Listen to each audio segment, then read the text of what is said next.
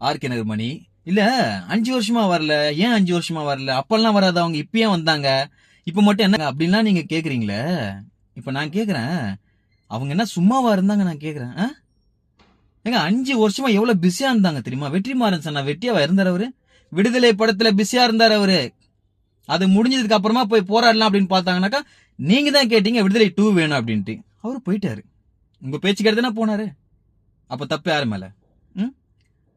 Amir sir என்ன சும்மாவா அமைதியா வந்தாரு அவரு? வடச்சென்னை படத்துல வடியா சுட்டுட்டு இருந்தாரு அவர் அமீர் சார். என்ன மாதிரி டைலாக் தெரியுங்களா அது? தம்மா துண்டு ஆங்கர் தான்டா அவ்வளவு பெரிய கப்பல். அந்த டைலாக் நாட்டுக்கு எவ்வளவு முக்கியம் தெரியுங்களா? இதுல வேற வடச்சென்னை 2 வேற கேட்டிருக்கீங்க. எனக்கு தெரிஞ்சு போராட்டத்தை ரத்து பண்றோம்னு நினைக்கிறேன். பாரு ரஞ்சித் சார் சும்மா இருந்தாரு.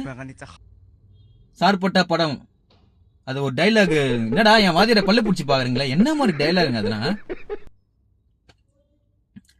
என் தளபதிக்கு பணமா ஜனமானு கேட்டா ஜனம் தான் முக்கியம்.